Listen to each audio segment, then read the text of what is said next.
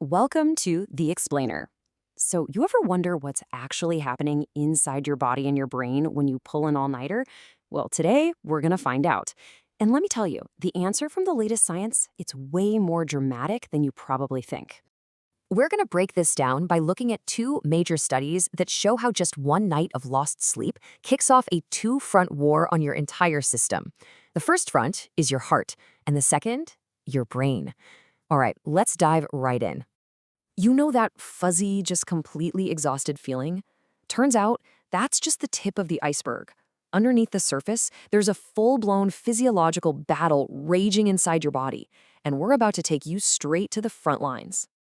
So where does this battle even start? Well, first up, let's look at how a single night without sleep launches a surprise attack on your body's most basic regulatory system. Okay, to really get this, we first need to meet your body's unconscious command center, the autonomic nervous system. Think of it as the ultimate autopilot.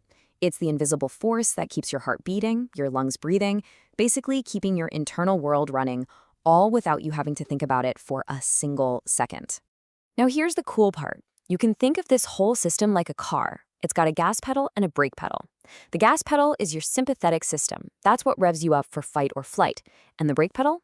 That's your parasympathetic system, which cools you down so you can rest and digest.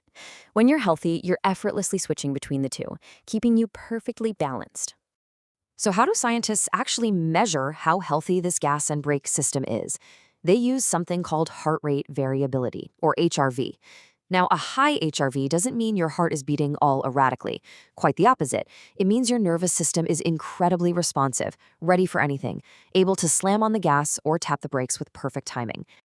Okay, so what happens to this really delicate balance after just one night of no sleep?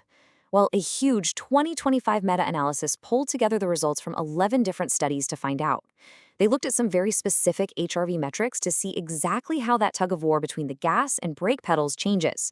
And honestly, the results are pretty striking. This table basically tells the whole story. Look at that top row, RMSSD. That's a direct measure of your brake pedal's power, your ability to rest and recover. And it drops significantly. Then look at the bottom row, the LF/HF ratio, which is a key marker for gas pedal dominance. It skyrockets.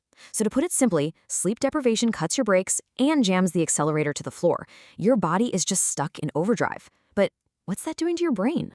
Right, let's move to the second front of this war. The attack isn't just on your body's engine, it's a full-on siege of the command center itself. And this is where the story gets even more dramatic.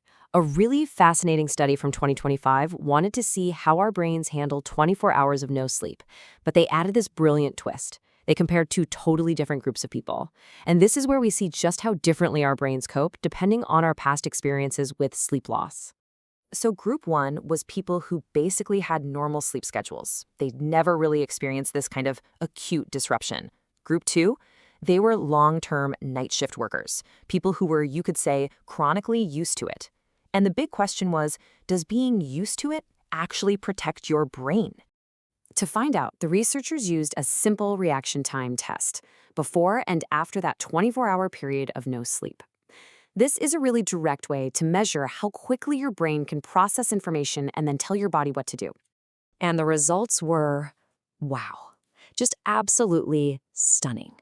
The chronic group, the night shift workers, they barely changed at all, only slowing down by about 6.5 milliseconds. But look at the acute group. Their performance completely plummeted. They slowed down by a massive 83 milliseconds. Their brain's processing speed literally just fell off a cliff. And this number, this is the crucial point. An 83 millisecond slowdown might not sound like a lot, but in the real world, that is the difference between braking in time to avoid an accident and not.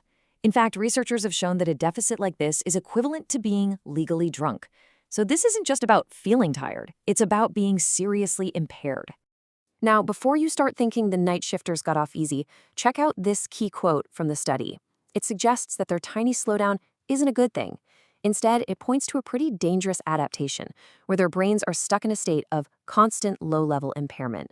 They aren't more resilient, they're just chronically handicapped, operating at a deficit they probably don't even notice anymore. So we've seen the battle on two separate fronts. What does this whole two-front war really mean for you? Let's put all the pieces together. When you bring it all together, the science is just crystal clear.